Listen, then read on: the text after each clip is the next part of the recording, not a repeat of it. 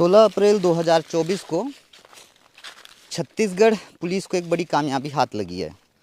कांकेर ज़िले के छोटे बेटिया के जंगलों में एक बड़ा एनकाउंटर हुआ जिसमें 29 माओवादी मारे गए और इस एनकाउंटर में 3 जवान ज़ख्मी भी हुए। घटना स्थल की रिपोर्टिंग के लिए निकला। अब बस्तर में रिपोर्टिंग के दौरान अलग अलग चुनौतियां आती हैं और इन चुनौतियों के साथ रोमांच भी होता है।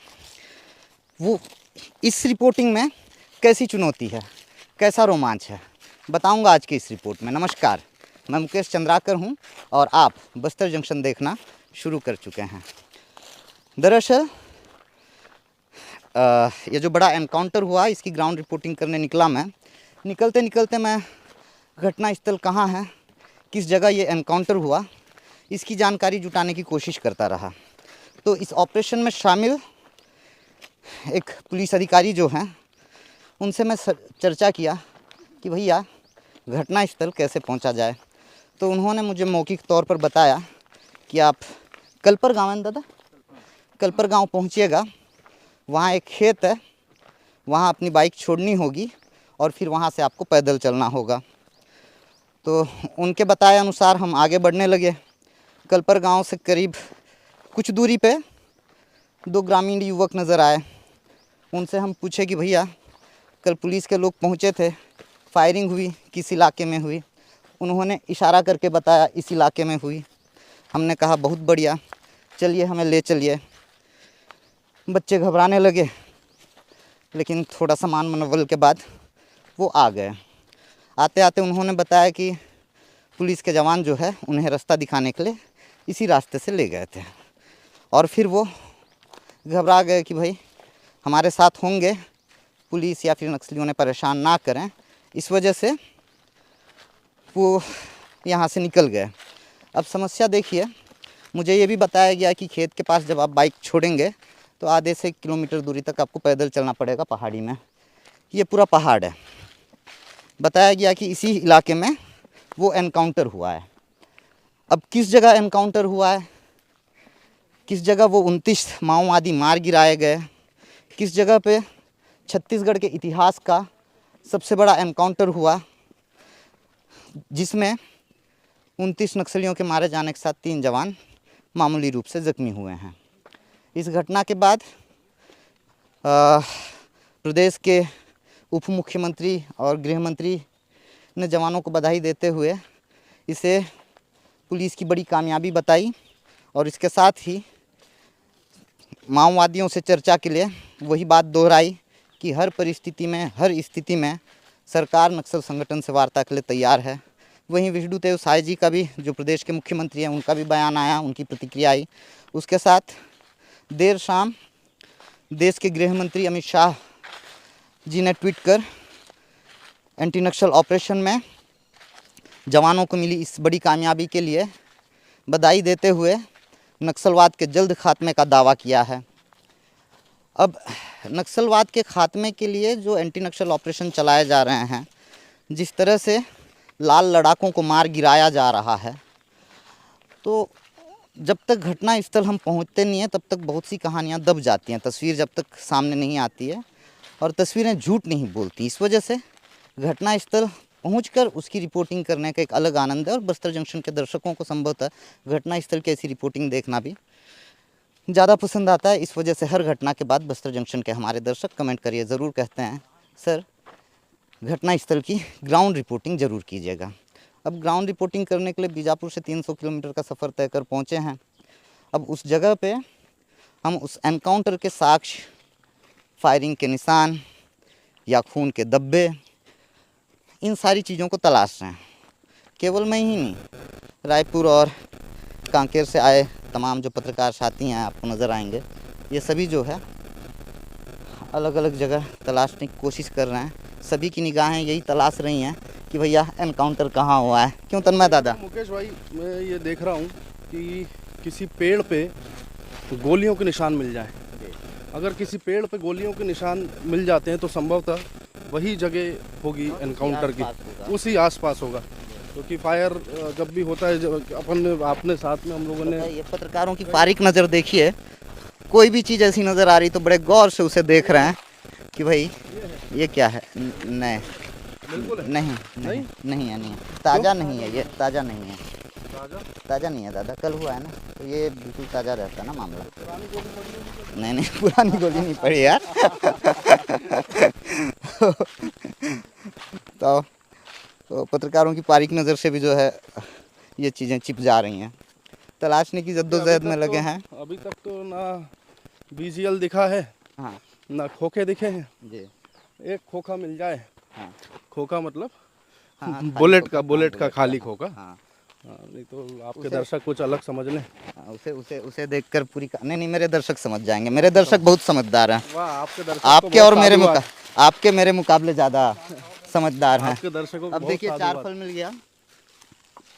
4 फल पे मैंने कहानी बनाई है कल ही, आपने संभवतः देखी होगी। 4 फल जो है आदिवासियों के आय का बड़ा साधन है। तरीके का पता चला था, जो कई अधिकारियों से बात हुई है, जो लोग थे एनकाउंटर में शामिल, उस हिसाब से तो एक पहाड़ के आसपास ही हुआ था।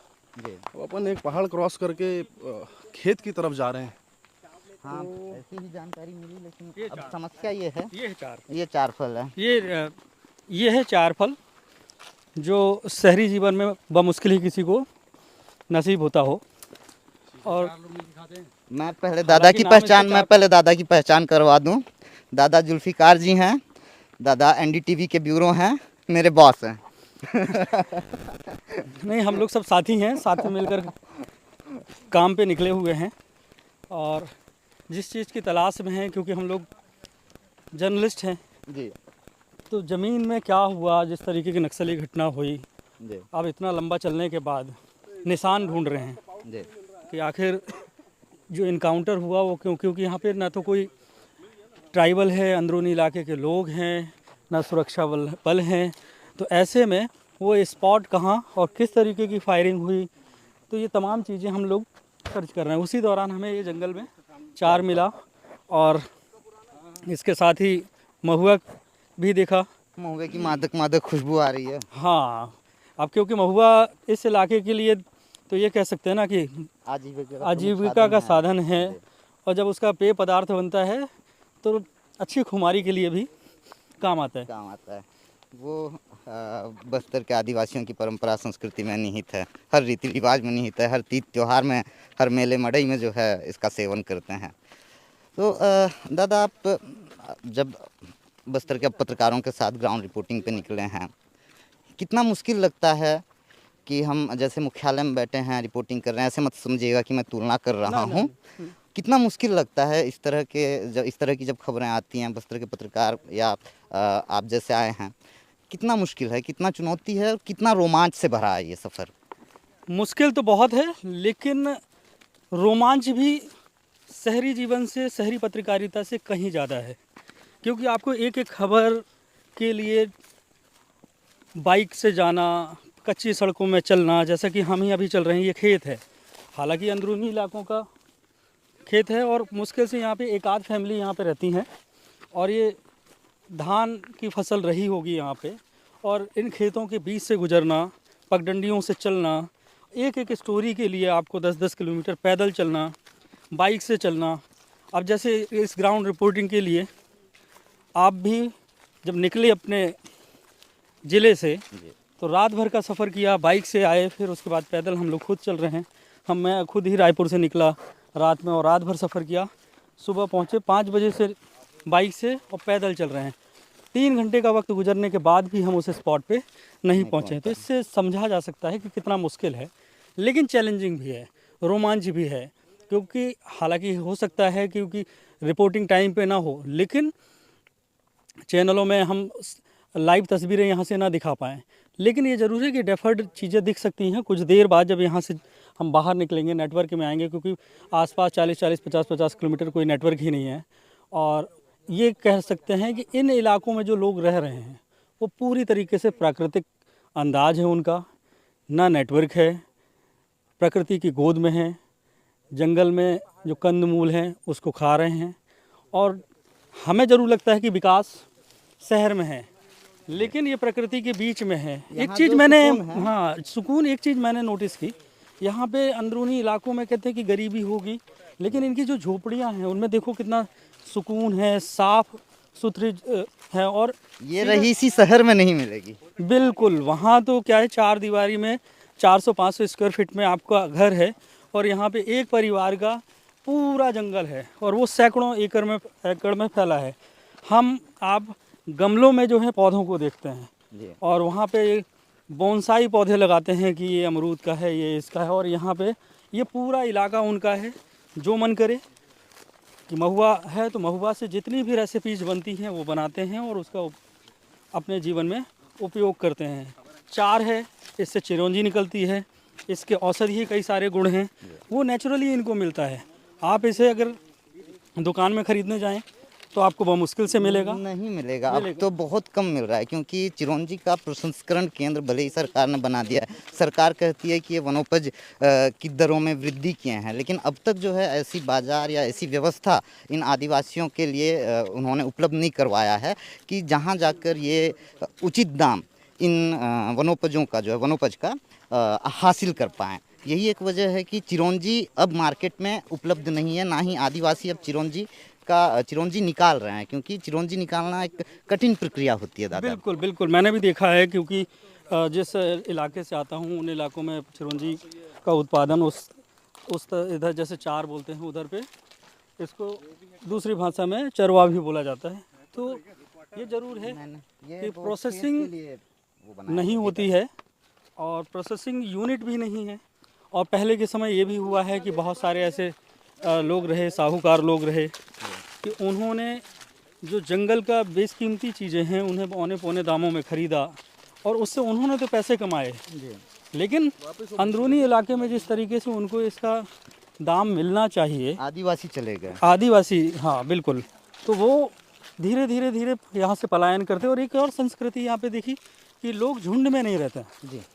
एक परिवार है, वो जैसे ही अलग होगा वो दूर जाके बस जाएगा। यहाँ पे भी देखें तो दूर दूर तक आपको एक भी घर नज़र नहीं आ रहा है, और जो घर है से दूसरे घर की दूरी भी काफ़ी किलोमीटर में है। तो मतलब ये समझ लीजिए कि एक आदिवासी परिवार की टेरिटरी 1 किलोमीटर से ऊपर की है, वो पूरा सब कुछ उसका है। वहाँ पे जितने पेड़ उसके हैं, वो उस पेड़ की रक्षा करता है, उसकी पूजा करता है, और बहुत सारी चीज़ें हैं। अब माओवाद को लेकर कई सारी बातें कही जाती हैं कि जल जंगल ज़मीन की लड़ाई है, लेकिन उसके पीछे के कई सारे कारक भी हैं। लेकिन एक बात तो ये है कि आदिवासी इलाकों में अभी भी प्राकृतिक जीवन, नेचुरल लाइफ बची है, कि जिस तरीके से प्रकृति में मनुष्य पैदा होता है और प्रकृति की गोद में रहता है। तो सही मायनों में अगर कहीं में दुनिया में देखना है तो उन इलाकों में से एक इलाका ये है। हालांकि इन इलाकों के बहुत सारे के अबूझमाड़, कि ऐसा जंगल जिससे किसी ने बूझा नहीं, तो वो जगह हैं जहाँ पे सड़कें नहीं हैं, पगडंडियाँ हैं, लोग पैदल चलते हैं। अभी जैसे शहरी जीवन में मुकेश देखो, लोग वर्किंग होते हैं, मोटापा बढ़ जाता है जी। यहाँ पे किसी भी स्थिति में मोटापा बढ़ने की संभावना है क्या? बिल्कुल नहीं, क्योंकि सारा दिन ये जो है जीवन अपने यापन शरीर को जो है आपको ट्रेडमिल में दौड़ना, 2 घंटे जिम जाना, क्योंकि नेचुरल लाइफ में आपको हर वो चीज़ हो जा रही है जो आपके जीवन के लिए, स्वस्थ रहने के लिए बेहद ज़रूरी है। और ये जो भी खाते हैं मसलन और खाने पे जो इस्तेमाल किया जाता है, बिल्कुल ऑर्गेनिक है, इसमें कोई फर्टिलाइज़र नहीं, नेचुरल तरीके से इसका प्रोडक्शन जो प्रकृति करती है उस तरीके से है। अब देखो मुकेश, सामने इतने अंदर हम लोग आ चुके हैं, जैसे शायद बहुत कम लोग देखते हैं कि नक्सली स्मारक जी, वो दिख रहा है। जैसा कि इनका एक स्लोगन है, लाल सलाम, तो इनका नक्सली स्मारक भी बिल्कुल लाल कलर का है। हालांकि बस्तर जंक्शन के दर्शकों ने बहुत सारे देखे, लेकिन बाहर के लोग जी बस्तर जंक्शन के अलावा अगर देखें तो ऐसे कम ही लोगों को देखने को मिलता है। जी जी।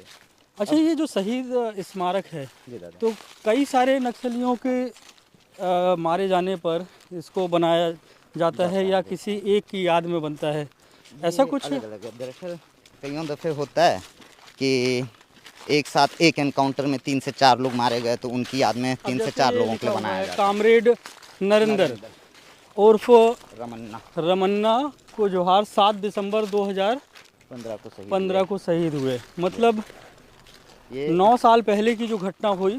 जी और ऐसा भी है क्या इसी इलाके में इनकाउंटर हुआ हो तो यहाँ पे बनाया है कि ये मतलब स्पॉट? ये माओवादियों का आधार इलाका है, इसे देखकर समझा जा सकता है। आते आते हमें और भी 4-5 नक्सल स्मारक नज़र आए, और जैसे कि इस एनकाउंटर में शामिल जो नक्सली स्मारक है, जैसे हम रेवेन्यू उसमें देखते हैं कि मुनारा होता है, और मुनारा ऐसा कि उसकी टेरिटरी का पता चलता है, फॉरेस्ट का है, राजस्व का है कि वो इलाके हैं। वैसे ही अंदरूनी इलाकों में जो ये शहीद स्मारक बने हुए हैं, नक्सलियों ने जो बनाए हैं उनके लिए तो शहीद स्मारक हैं। तो वो एक कि उनकी टेरिटरी का हिस्सा है, ये उनका एक बाउंड्री है कि इसके अंदर जैसे जितने अंदर जाते जाएंगे उनका प्रेजेंस इलाका है। और उनकी मजबूत पकड़ आपको देखने को मिलेगी। क्योंकि इसके पहले भी देखा 2 किलोमीटर बाहर वहाँ पे भी नक्सली स्मारक थे, अभी अंदरूनी इलाकों में हैं। तो इससे समझा जा सकता है कि यहाँ पे अंदर ये पूरी टेरिटरी माओवाद की है, माओवाद से जुड़े लोगों की है। अब वो अलग है कि बीच बीच में उनकी अपनी सरकार चलती है। अपनी सरकार चलती है। अच्छा दादा, इस पे एक चीज़ और जोड़ना आबादी तो चाहूँगा। नज़र नहीं आती, लेकिन अब आदिवासियों की यहाँ पे जी कम, बहुत कम। एक चीज़ और जोड़ना चाहूँगा। इस ऑपरेशन में आए एक जवान से मेरी बात हुई, तो वो भी बता रहे थे कि इस इलाके में एंटी नक्सल ऑपरेशन पे बहुत कम ही जवान पहुँचे हैं, और जब पहुँचे तो 29 नक्सलियों को अब मार गिराया गया है। अच्छा, मैं मतलब पहली बार इस इलाके में ये कह सकते हैं कि सुरक्षा बल आए। बहुत कम ना के और बराबर। स्वाभाविक सी बात है कि जब हम फील कर रहे हैं, क्योंकि इतना अंदरूनी इलाका, आप 25-30 किलोमीटर पैदल चलना, रोड पता नहीं। अब हम सब साथ में हैं, इधर तो ऐसी स्थितियां हैं कि जंगल में आप सड़क है नहीं, डायरेक्शन भूले, यहाँ गूगल मैप भी नहीं, गूगल मैप भी नहीं है, और डायरेक्शन आप जैसे ही भूले तो हम फिर अपनी बाइक तक भी नहीं पहुँच पाएंगे। बिल्कुल, बाइक कहाँ है नहीं मालूम, किसी से पूछना है नहीं, कोई यहाँ पे कि कोई आपको बता पाए कि आपको कहाँ जाना है। बस हम अपने कर्म पर निकले हुए हैं, और कर्म पथ पर हैं। एक शब्द कह लें कि हम कर्म करने जा रहे हैं, उस पथ पे रास्ता बना रहे हैं और रास्ता ढूंढ रहे हैं कि आखिर इनकाउंटर इस इलाके में जो हुआ। अब समझो कि उधर मुकेश हम देख रहे थे जो जुगाड़ का जो स्ट्रेचर है, जी उस जगह से इस जगह की दूरी जी हम लोगों को कम से कम आधा घंटे हो गए पैदल चलते हुए। चलते हुए। जी और एवरेज ये मान लीजिए आप कि 10 मिनट में 1 किलोमीटर इंसान चल लेता है। अब देखिए 3 किलोमीटर से ऊपर का सफ़र हम लोग तय कर चुके हैं। मिनिमम तय कर चुके हैं। तो सोचो कि अगर इस इलाके में इनकाउंटर होता है, जी हाँ, अब उससे अंदाज़ा लगाइए कि हम लोग तो करीब 4:30 बजे निकले हैं जी बाइक से पैदल चलते चलते, और अभी 8 बजे का समय है, जी और अभी भी हम स्पॉट पे नहीं पहुँचे। मतलब 3.5 घंटे, और 3.5 घंटे में इंसान हिंदुस्तान के किसी भी बड़े शहर से दूसरे शहर में जा सकता है। बहुत आराम से। मुंबई से दुबई की फ़्लाइट 3.5 घंटे की होगी। जी यूरोप के बहुत सारे देश हैं, वहाँ पहुँचने के लिए आपको 3-3.5 घंटे लगते हैं। जी लेकिन हमें अपने ही पखानजूर इलाके से अपने ही इलाके में, मतलब कांकेर तो दूर की बात है, पखानजूर जो है एक ब्लॉक है, उस ब्लॉक से इस अंदरूनी इलाके में आने में 4 घंटे लग गए। तो उससे समझिए कि इन इलाकों में जब माओइज़्म अपनी पैठ जमाए हुए है और सुरक्षा बल उनसे इनको फ्री करने की कवायद में हैं, और जब सर्चिंग में निकलते हैं तो कितना उनको पैदल चलना है, कितना संघर्ष है और कितना मुश्किल है, क्योंकि कहीं पे कुछ नज़र नहीं आ रहा है। यहाँ पे सबसे बांस के बड़ी पेड़ हैं। बात मैं एक चीज़ और बताऊं, हम इतने बेफिक्र होकर जो चल रहे हैं ना, यहाँ हर कदम पे मौत का सामान बिछा हुआ है, और हम इतने बेफिक्र होकर चल रहे हैं। हाँ, प्रेशर आईडी जगह जगह लगे हुए हैं, मगर दर्शकों तक घटना स्थल की तस्वीर पहुंचाने के लिए हम वो साक्ष्य तलाशते घूम रहे हैं। नज़रें जो है नीचे रखकर, इसीलिए ना दादा, आपकी नजरें नीचे भी रहेंगी ना, हाँ। तो भी जो है ना आप पहचान नहीं पाएंगे कि प्रेशर आईडी किस जगह पे है। एग्जैक्टली ये हमें तो अभी इसकी कोई ट्रेनिंग मिली नहीं, जी लेकिन इस पे चूक जो है जी सुरक्षा बलों से भी हो जाती है, जबकि उनको ये ट्रेनिंग है कि किस तरीके की वहाँ की सॉइल होगी, आईडी लगा है, कैसे बचना है। और तो ये चीज़ें हैं अंदरूनी इलाकों की ट्रेनिंग होने के बावजूद हर रोज़ जो है प्रेशर आईडी में एक जवान जख्मी होने की खबर आती है, और हम उस इलाके में बड़े बेफिक्र बेखौफ होकर घूम रहे हैं हमारे दर्शकों तक घटना स्थल या फिर देश के सबसे बड़े एनकाउंटर की वो कहानी दिखाने के लिए, जिसमें 29 नक्सली मारे गए। दादा, एक सवाल था मेरा आपसे। जो नक्सल स्मारक बनाए गए हैं, अक्सर जब इस इलाके में एंटी नक्सल ऑपरेशन पर जवान आते हैं तो इन नक्सल स्मारकों को ध्वस्त किया जाता है। नक्सल स्मारक किसी एक व्यक्ति या फिर चलिए नक्सली सदस्य के मौत के बाद उसकी याद और उसके सम्मान में बनाया गया एक स्मारक है, और उसे ध्वस्त करने से आप किसी भी तरह से नक्सलवाद को तो ख़त्म नहीं कर सकते। और इसके साथ पिछले 40 सालों से एक लड़ाई, एक संघर्ष, एक युद्ध, एक कथित लाल क्रांति जो जल जंगल ज़मीन की लड़ाई की बात करती है, कई लोगों की इसमें जानें गई हैं, कई जवानों ने अपनी शहादतें दी हैं, कई निर्दोषों ने अपनी जानें खो दी हैं, कई नक्सली मारे गए। तो ये जो स्मारक हैं, इन्हें ऐतिहासिक दस्तावेज के तौर पे सहेज कर रखा जा सकता है कि जब नक्सलवाद खत्म हो, क्योंकि बस्तर में पर्यटन की बहुत सी संभावना है, नक्सलवाद खत्म होने के बाद जाहिर सी बात है खूब पर्यटक यहाँ पे आएंगे, तो ये स्मारक इस बात के साक्ष्य होंगे, इस बात के प्रमाण होंगे कि 40 सालों तक एक जन संघर्ष चला और नक्सलवाद के खात्मे के लिए सरकार भी तत्पर नजर आई, कई लोगों की जाने गई। तो ये वो प्रमाण होंगे, ये वो साक्ष्य होंगे जिन्हें ध्वस्त किया जा रहा है। क्या आपको लगता है कि इस तरह के स्मारकों को ध्वस्त किया जाना चाहिए? मुकेश, आपकी बातों से मैं सहमत हूँ, क्योंकि जब आज से 30 साल बाद, 40 साल बाद जब माओइज़्म ख़त्म हो जाएगा और एक जब नई पीढ़ी आएगी, तो उसके लिए ये ऐतिहासिक महत्व के पॉइंट होंगे। उनको बताया जाएगा कि ये वो इलाका था, ये देखें कि यहाँ पे ये शहीद स्मारक है नक्सलियों के द्वारा जो उनके इनकाउंटर पे मारे जाते थे, बनाया जाता है। लेकिन एक सवाल ये है जो जेन्युइन भी है कि आज की परिस्थिति में अगर आप देखें तो नक्सलियों का जो स्मारक को तोड़ने का सुरक्षा बलों का जो मकसद हो सकता है वो ये कि इनको गिरा दिया, उनके लिए शहीद स्मारक भी है, दूसरा मुनारे के तौर पर भी है कि ये टेरिटरी उनकी है और इस इलाकों में जो है ना उनकी तोती बोलती है। और जब एक अगर नक्सली ये शहीद स्मारक गिराया जाता है तो उससे नक्सलियों का मनोबल तोड़ने की कोशिश है कि तुम्हारे लिए वो शहीद हैं। लेकिन मुझे नहीं लगता दादा, मैं इससे सहमत नहीं हूँ, क्योंकि एक स्मारक ध्वस्त करके आप उनका मनोबल नहीं तोड़ सकते। 60 की दशक से चला आ रहा इनका ये संघर्ष है, इनका अपना इतिहास है। पश्चिम बंगाल से शुरुआत हुए, फिर देश के अलग अलग राज्यों में ये फैले, चाहे बिहार झारखंड की बात करें, अविभाजित आंध्र प्रदेश की बात करें, अब छत्तीसगढ़ की बात करें, दंडकारण्य के इलाके में 40 सालों से ये काबिज हैं। तेलंगाना जब हम जाते हैं, तेलंगाना का वो इलाका जहाँ माओवादियों का बेहद मजबूत ठिकाना रहा है, वहाँ आज भी इस तरह के स्मारकों को सुरक्षित रखा गया है। इसकी अभी जैसे आपने बताया कि उस तरफ आपने जाके देखा जी और, लेकिन आपकी उस बात से तो मैं सहमत हूँ जी कि बहुत सारी चीज़ें हैं और उस सभ्यता को बचा के रखना कि जैसे पहले भी होता आया है कि चाहे वो मेसोपोटामिया की आपकी सभ्यता हो या इंडस वैली सिविलाइजेशन हो, उनके आज भी र्यून्स जो हैं पड़े हुए हैं, उनको देखकर हम अध्ययन करते हैं। तो इस बात से तो सहमत हूँ कि इनको तोड़ने से वाकई बहुत कुछ होना तो है नहीं, लेकिन ये ज़रूर है कि जब इस इलाके का विकास हो और लोगों की पहुंच हो और माओइज्म ख़त्म हो जाए, तो ये बताने के लिए नई पीढ़ी के लिए कि किस इस इलाके में हमारे देश के ही लोगों के साथ सुरक्षा बल किस तरीके से संघर्ष करते थे, तो उन्हें वो ज़्यादा बेहतर तरीके से समझ में आएगा। तो ये समझाने बताने के लिए बेहद ज़रूरी है कि इस तरह के स्मारकों को ध्वस्त ना किया जाए, ताकि आने वाली पीढ़ी को भी ये पता चले कि इस तरह के साक्ष्य दिखाएं और बता सकें कि भाई एक संघर्ष लंबा चला था बस्तर के दंडकारण्य के जंगलों में, जिसमें कई लोगों की जानें गईं, और किस तरह से ये संघर्ष चला, किस तरह से इस पे विराम लगा, कैसे इसकी शुरुआत हुई। ये सारी कहानी बताने के लिए कुछ तो प्रमाण होने चाहिए। अब उन प्रमाणों को भी ध्वस्त किया जाएगा तो फिर बताने समझाने के लिए क्या ही रह जाएगा।